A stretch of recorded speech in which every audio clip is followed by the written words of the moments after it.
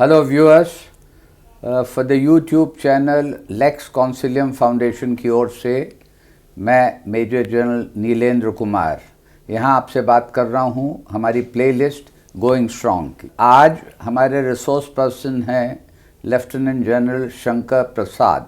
कुछ साल बाद आपका प्रमोशन हो गया, आप ब्रिगेड कमांडर हैं और ह्यूमन बीइंग्स की आप बात कर रहे हैं। उस वक्त आप श्रीलंका में हैं, IPKF के साथ हैं, इंडियन पीस कीपिंग फोर्सेस, और वहाँ पर 71 में इंदिरा गांधी थी प्राइम मिनिस्टर और अब हैं यहाँ पर राजीव गांधी। बिल्कुल सही। तो IPKF में एज ए बतौर ब्रिगेड कमांडर उसमें आपका क्या एक्सपीरियंस रहा? देखिए, IPKF की जो लड़ाई तो मैन वर्सेस मैन ही थी। एक तरफ LTT, एक तरफ हम। हुआ क्या कि एक कैप्टन साहब थे, यंग ऑफिसर, मुश्किल से 3 साल की सर्विस होगी, राजपूताना राइफल के, वेरी स्मार्ट ऑफिसर। हुआ क्या कि उनके आपकी ब्रिगेड के हिस्सा थे? जी, मेरी ब्रिगेड के हिस्सा थे। तो ब्रिगेड कमांडर विजिट करता है यूनिट में, बता के कि जी मैं आऊँगा कल सुबह।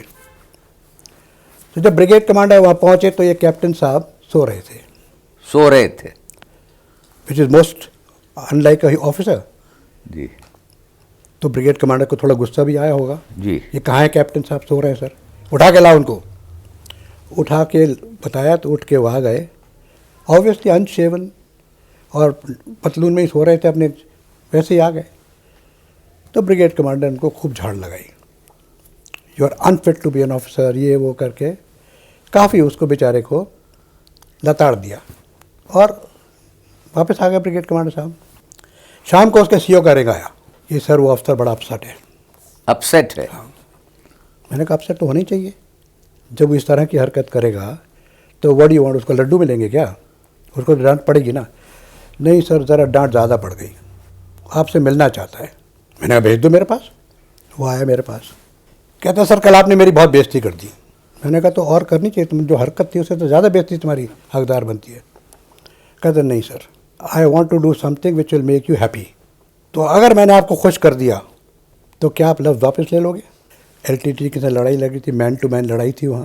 मैंने कहा यस। बोले बताइए सर क्या करूँ मैं? मैंने कहा तुम्हारे इलाके में एक LTT का लीडर है, उसका नाम है नेहरू। LTT के लड़कों के नाम ऐसे होते थे जी। अगर तुम नेहरू को पकड़ के ले आए, मार दो उसको, I will publicly say sorry to you and I will commend you. कहते सर ये रही सर बेट। मैंने कहा ये रही। उसने शर्त रखी है आपसे? शर्त क्या, एक तरह से मतलब एक तरह से कहा, चैलेंज था ये कि सर आप ज़्यादा बोल गए। मैंने कहा क्यों सर, मैं कुछ करके दिखा दूंगा, you will take your word back. Yes, Nehru को मार दो या नेहरू को पकड़ के ले आओ। Nehru the big leader, LTT big leader. Nilendra 24 hours later I got a call, Nehru has been shot dead, but sir unfortunate part is that captain also got killed. Oh God. So he was chasing Nehru. Nehru saw him, he saw Nehru. जी. Nehru fired, he fired. Both died. But he proved his worth in your eyes. As a soldier. He proved his worth. And his funeral, his funeral used to be done there itself in Sri Lanka. जी. His funeral was there, and I said to his funeral, I take my words back. This is human story. क्या effect होगा इस पर देखिए आप जरा, क्या effect हम पर हुआ, क्या इफेक्ट उस पर हुआ, क्या लोग देख रहे हैं उस तमाशे को उस पर हुआ। वहाँ आपने कहा कि I take my words back.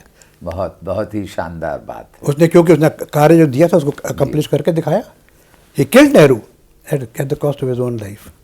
और ये राजरिफ का ऑफिसर था। राजरिफ का ऑफिसर। इसी चीज़ को अगर आप 21 पिक्चर देखें जो आजकल चल रही है सिनेमा में, अरुण खेत्रपाल का टैंक खड़ा है, सामने मेजर नसीर का टैंक खड़ा है।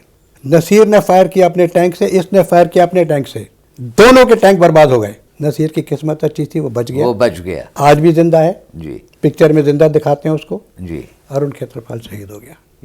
ये हिंदुस्तानी फौज का और एक सिपाही का, सोल्जर का ये जज्बा, ये मनोस्थिति होती है। और जैसा जनरल शंकर प्रसाद ने कहा कि इसके पीछे उसकी ट्रेनिंग, उसका डिसिप्लिन, उसकी रेजिमेंट का नाम, ट्रेनिंग जो दी गई है और लीडरशिप, इन सब के मिले जुले माहौल का नतीजा होता है जो इस तरह का परफॉर्मेंस हमारे जवान कर सकते हैं।